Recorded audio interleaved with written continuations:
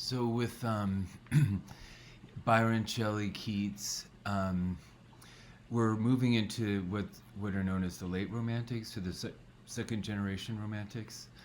I'm not sure that distinction is overwhelmingly important. I because what counts is the continuity more than the distinction. Um, but I think one way you can think about the second generation romantics is sort of the romantics among the romantics. That if romanticism represents a kind of critical liberation, of irony, as I've just been talking about, radical questioning. So the second generation apply a kind of radical questioning to the some of the dogma of the first. Um, in particular, I think a new, what I've already mentioned, the emphasis on sensation. Um, so a new, which is to say, a new version of the sublime. It's interesting to note that Austen is sort of aligned with Byron in this way.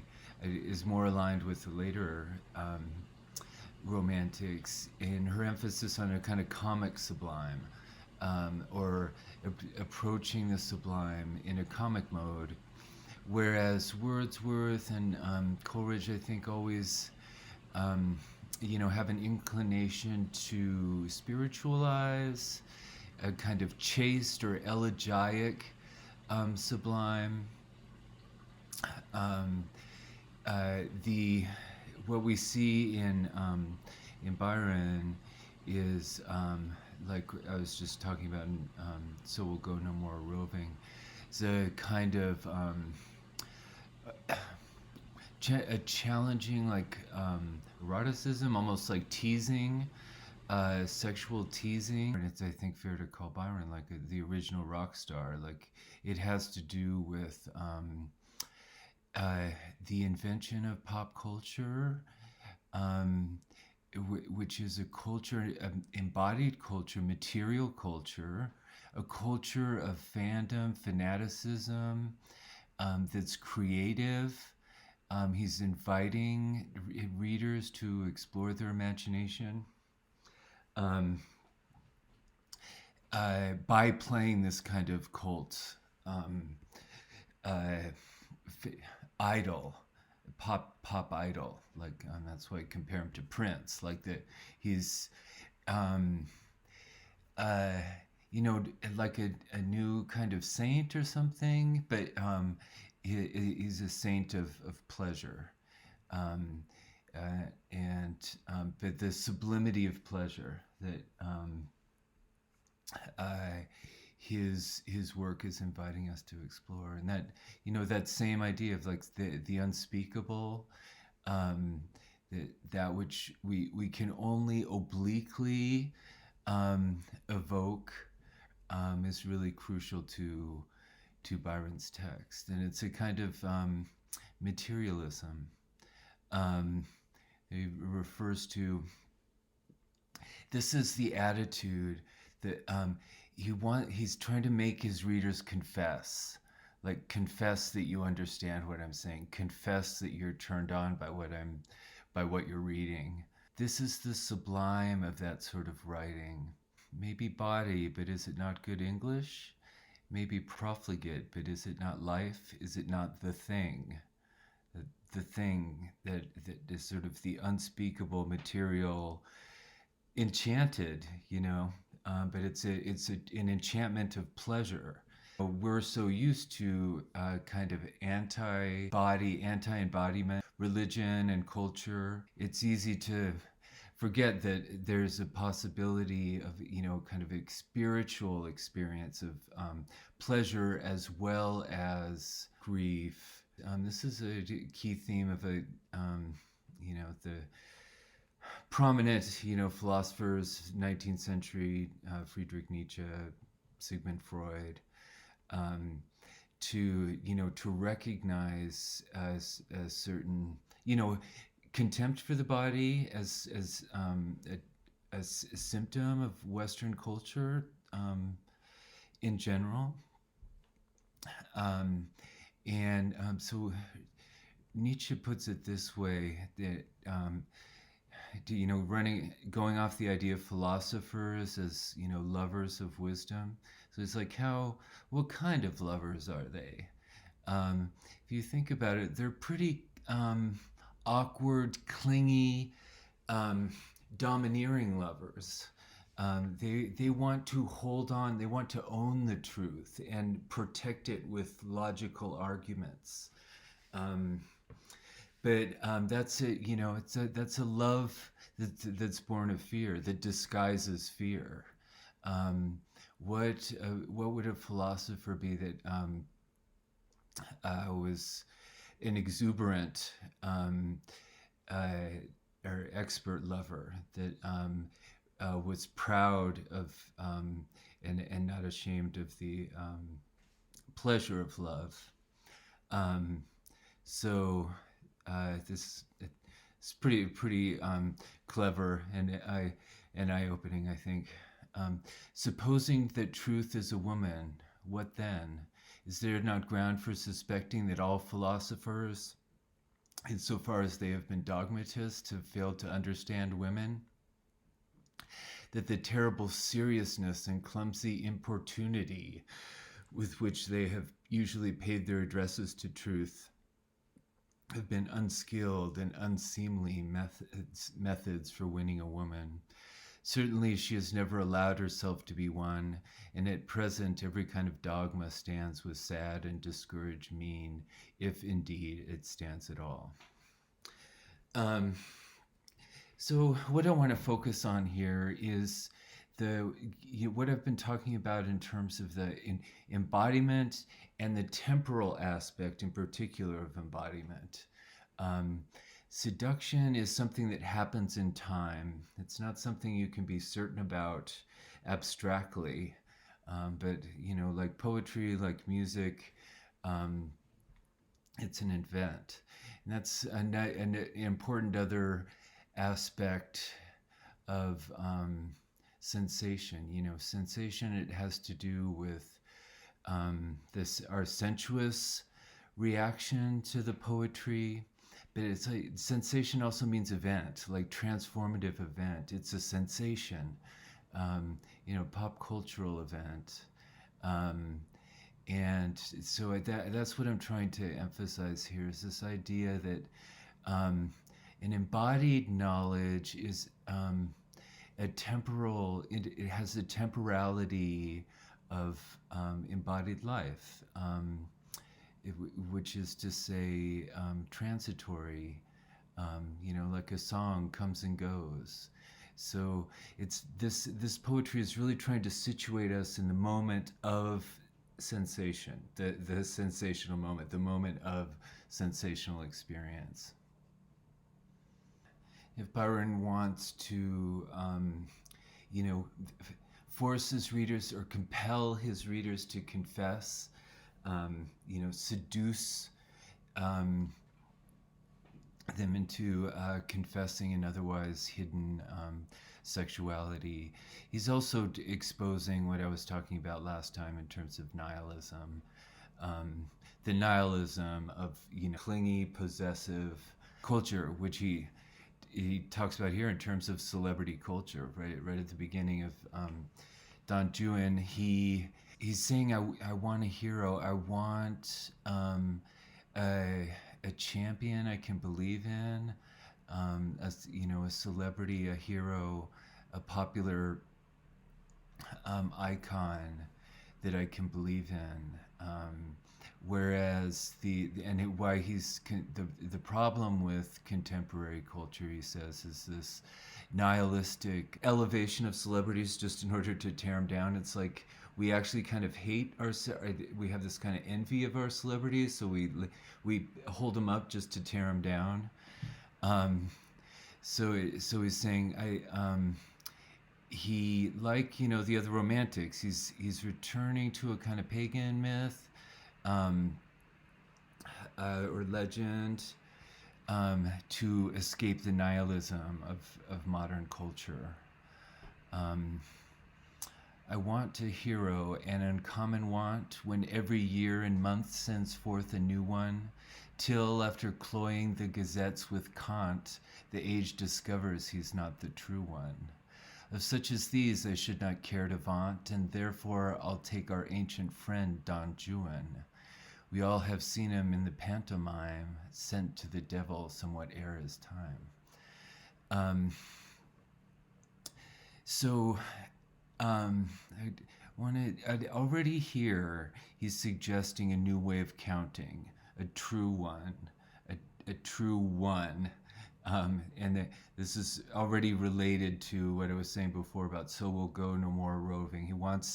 He's referring to a truth of time, not this kind of bullshit time of knowing and judging and Kant, this empty words. He wants a truth and a time, a new one and a true one, that's embodied and honest about the body. Byron ends that first stanza of the first canto by saying Don Juan was sent to the devil somewhat ere his time. And that's kind of the premise of the retelling of the story of Don Juan, is that it's, rather than Don Juan being a seductive figure, a devil figure that brings out an agent of evil in the world. He turns that formula on its head and shows how everybody else is seducing Don Juan. So it's he's calling out the suppressed reality of sexuality in the culture. So I just want to, it's sort of a preoccupation of mine, as you might have noticed, the use of numbers. And I hope you're getting a sense for why, because it is such a clear index of this functional purpose of poetry, is like I was saying before, just this is the verse. The point of the poem is just to count through the measures, to in a way release us from the narrative meaning, the conceptual meaning, and reveal a kind of truth in the rhythm, the sheer rhythm of the poem itself. And so hence there are all these, I think this is registered in the preoccupation of Romantic poets with new ways of counting, and then ordering, regulating the world. And that's why saying a new one. He wants a new ordinate system. Here we're getting the story of Don Juan's original wedded she was some years unto a man of 50, and such husbands are in plenty, and yet I think instead of such a one, 'twere better to have two of 5 and 20, especially in countries near the sun. And now I think on it, mi viene in mente, ladies even of the most uneasy virtue prefer a spouse whose age short of 30. An embodied kind of counting. So the showing us that numbers are not relative, like 2 of 5 and 20 is not the same as 1 and 50. Another aspect of embodied time, embodied counting, that Byron emphasizes is the environment and climate. So again, this isn't, although it has a kind of facetious, it's I think facetiously playing on its sort of stereotype, this southern countries versus northern countries. Same thing in Nietzsche. There's a lot of, I think, facetious stereotyping But the underlying point about materialism, that who we are is uh, uh, inextricable from our environment. Um, "'Tis a sad thing I cannot choose but say, and all the fault of that indecent sun, who cannot leave alone our helpless clay, but will keep baking, broiling, burning on, that howsoever people fast and pray, the flesh is frail, and so the soul undone. What men call gallantry and God's adultery is much more common where the climate's sultry." Um, the verse form here, ottava rima, you can tell it has the form of a joke. Like it ends with a kind of couplet in punchline. Each stanza does, so it's very playful. A sort of an organization of time in terms of pleasure.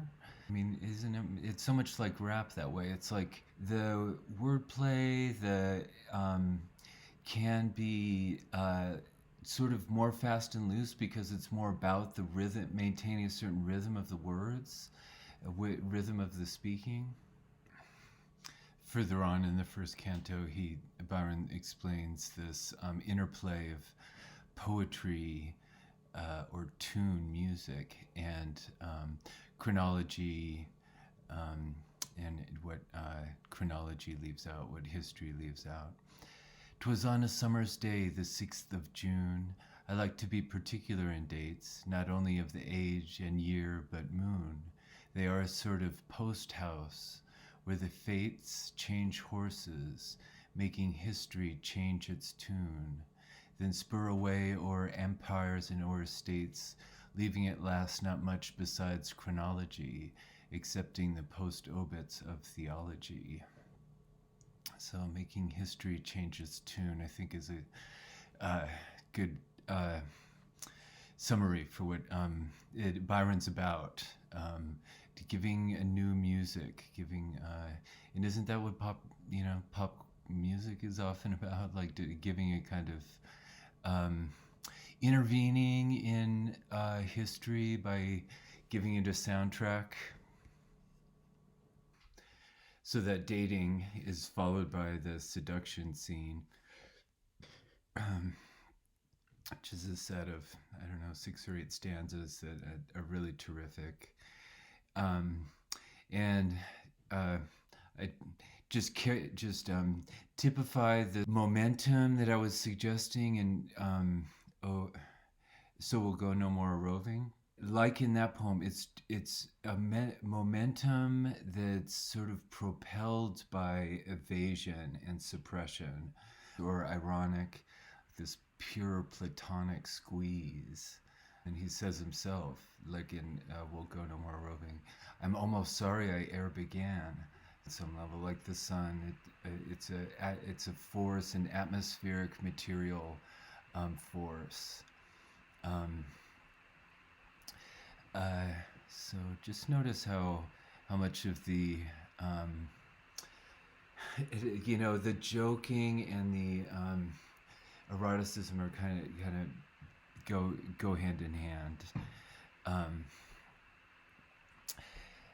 Speaking of hands clasping, the hand which still held Juan's by degree gently but palpably confirmed its grasp, as if it said, "Detain me if you please." Yet there's no doubt she only meant to clasp his fingers in a pure platonic squeeze. She would have shrunk as from a toad or asp, had she imagined such a thing could rouse a feeling dangerous to a prudent spouse. I'll skip one. "The sun set and uprose the yellow moon, the devils in the moon for mischief. They who called her chaste, methink, began too soon their nomenclature. There's not a day the longest, not the 21st of June, sees half the business in a wicked way, on which 3 single hours of moonshine smile, and then she looks so modest all the while. There is a dangerous silence in that hour, a stillness which leaves room for the full soul to open all itself, without the power of calling wholly back its self-control. The silver light which, hollowing tree and tower, sheds beauty and deep softness o'er the whole, breathes also to the heart, and o'er it throws a loving languor which is not repose. And Julius sate with Juan, half embraced and half retiring from the glowing arm, which trembled like the bosom where 'twas placed. Yet still she must have thought there was no harm, or else 'twere easy to withdraw her waist. But then the situation had its charm, and then, God knows what next. I can't go on. I'm almost sorry that I e'er begun. O Plato, Plato, you have paved the way with all your confounded fantasies to more immoral conduct by the fancied sway your system feigns o'er the controlless core of human hearts than all the long array of poets and romancers. You're a bore, a charlatan, a coxcomb, and have been at best no better than a go-between. And Yulia's voice was lost except in sighs, until too late for useful conversation. The tears were gushing from her gentle eyes. I wish indeed they had not had occasion, but who, alas, can love and then be wise? Not that remorse did not oppose temptation. A little still she strove, and much repented, and whispering, I will ne'er consent, consented. So I want to suggest that Byron's using irony and contradiction to, a joking and erotic effect. He's performing his own hypocrisy to evoke an unspoken erotic momentum. And this is a similar momentum of the verse, and this be the verse. Man hands on misery to man, it deepens like a coastal shelf. Get out as early as you can and don't have any kids yourself.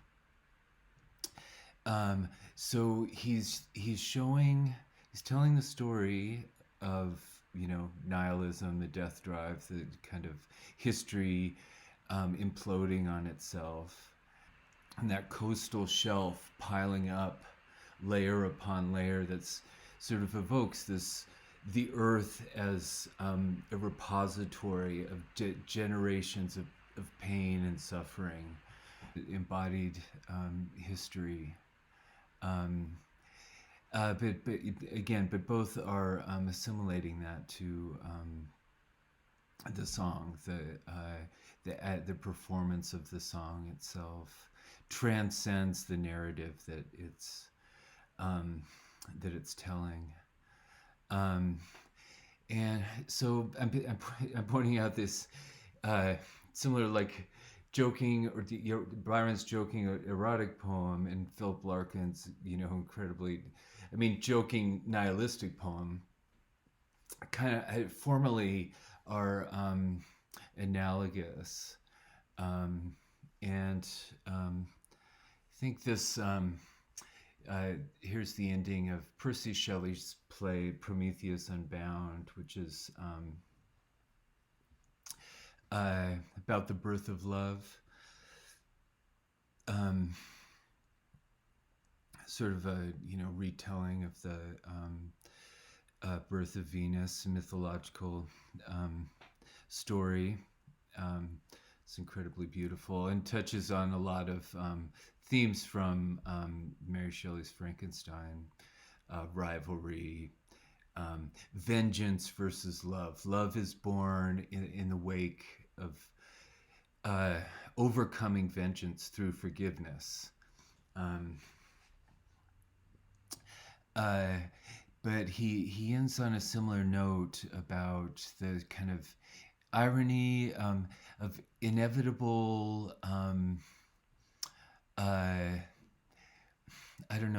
inevitable narrative failure. Like,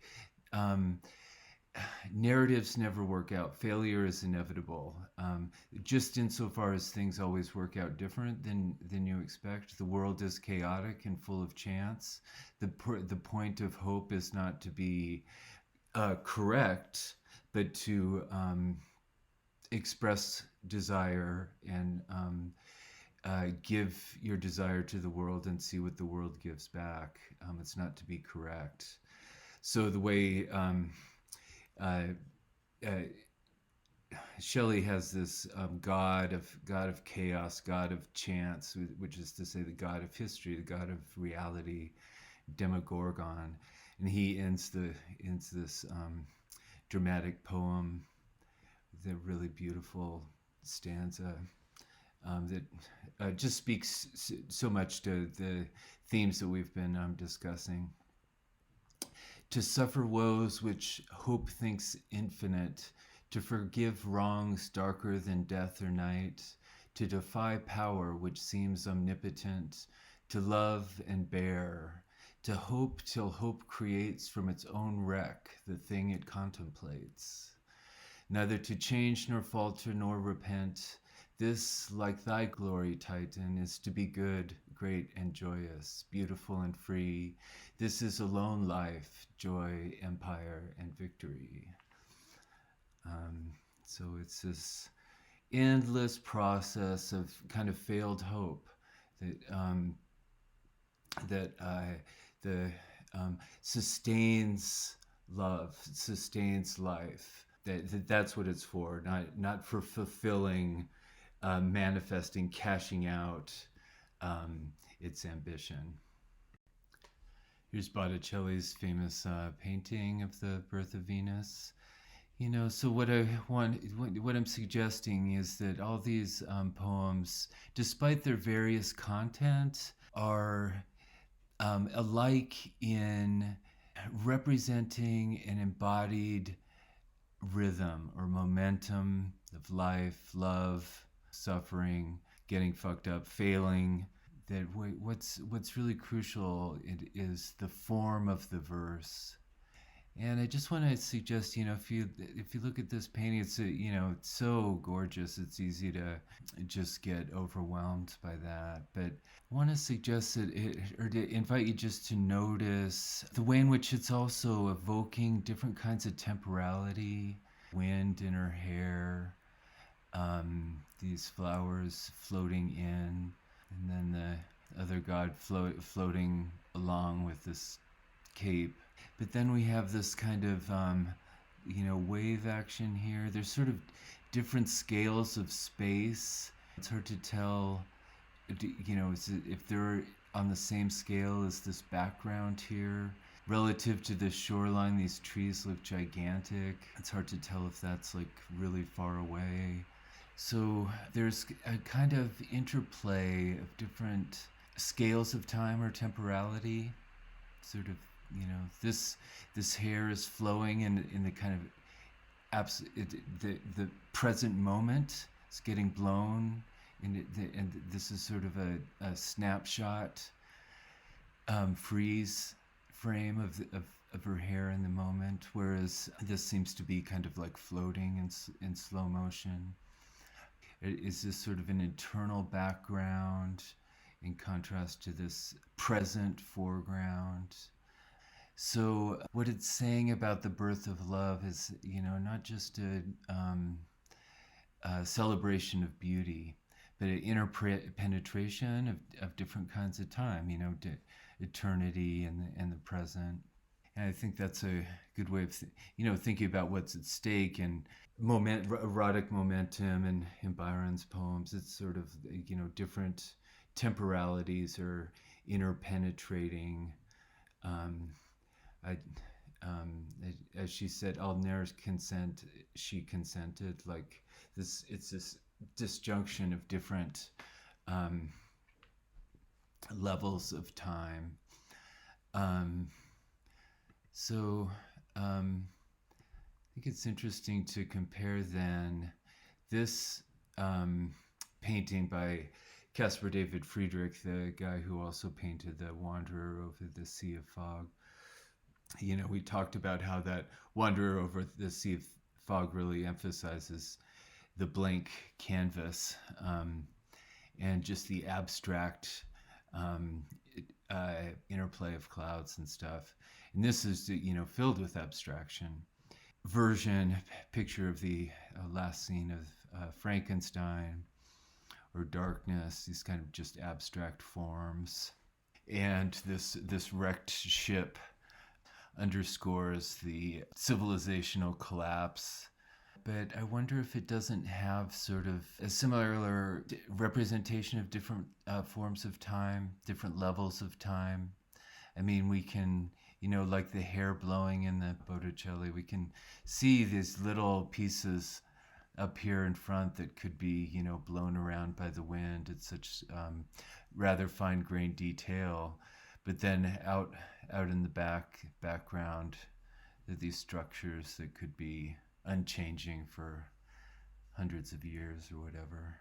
For all this abstractness and its sort of subtext of waste and barrenness, I wonder if it isn't in fact kind of analogous to this in terms of what it's formally doing in the representation of time, inviting the viewer to imagine kind of temporal interpenetration of the eternal and the present moment. I'm suggesting that all these texts, in one way or another, are using writing to evoke a sensation, a sensational experience in the present, and which is sort of like, a Frankenstein engineering a body, engineering embodied experience.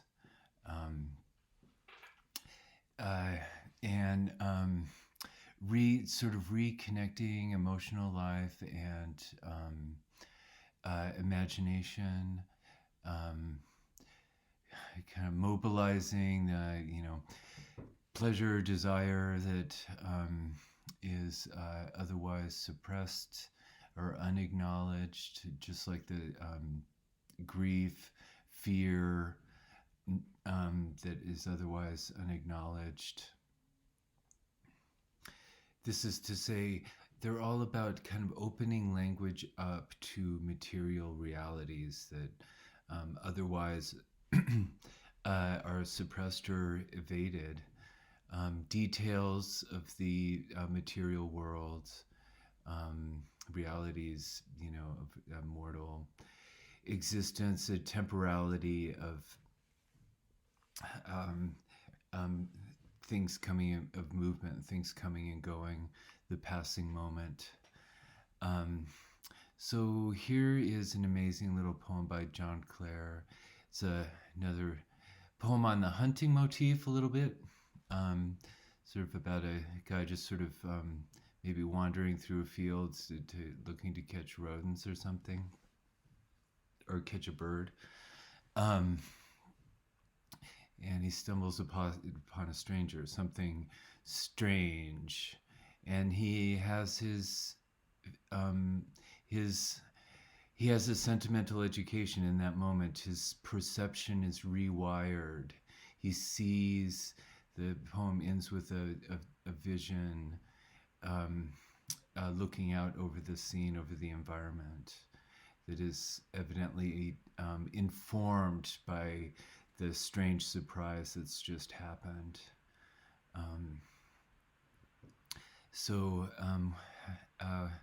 What has he learned? What's the effect of this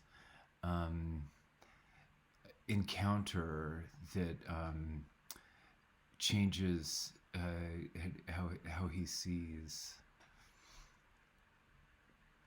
The mouse's nest. I found a ball of grass among the hay, and progged it as I passed, and went away. And when I looked, I fancied something stirred, and turned again and hoped to catch the bird, when out an old mouse bolted in the wheat, with all her young ones hanging at her teats. She looked so odd and so grotesque to me, I ran and wondered what the thing could be, and pushed the knapweed bushes where I stood, when the mouse hurried from the crawling brood. The young ones squeaked, and when I went away, she found her nest again among the hay. The water o'er the pebbles scarce could run, and broad old cesspools glittered in the sun.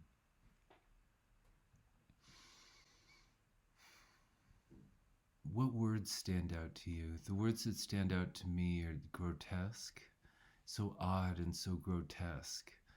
So they're sort of awkwardly unpoetic words, literal words. It's like I'm trying to write a poem, but I can't even come up with the right words, with poetic sounding words.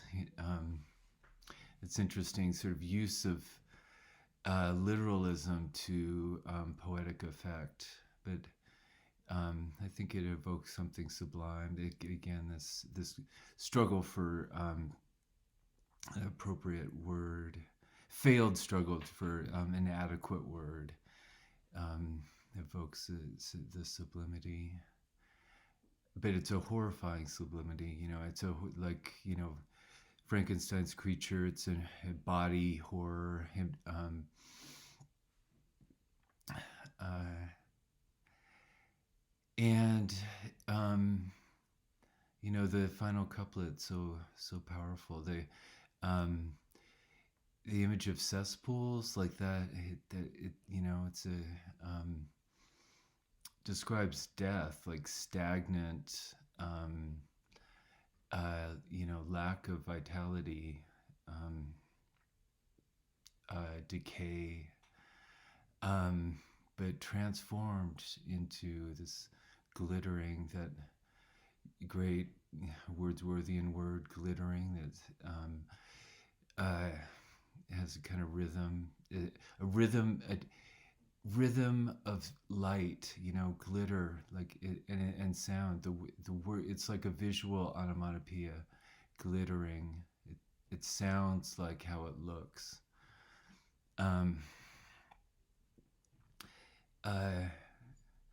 So somehow, like at the form, what was grotesque, this the grotesque sight of these multiple little baby mice. I think there's something kind of horrifying in that, like numbers, unexpected large numbers, sort of like an insect nest. And that's, I think, the kind of grotesque that he's describing there. But I think that's also it transfigured that form of multiplicity, that's uncanny in a troubling way, turns kind of sublime in the image of the cesspools glittering. That form of the multiple, the crowd, a swarm, it's been transfigured by the words of the poem. And so again, I think the poem is working through that, making us register and allowing and framing for us, giving a kind of poetic framing and organization and rhythm to an otherwise kind of overpowering insight into the material reality.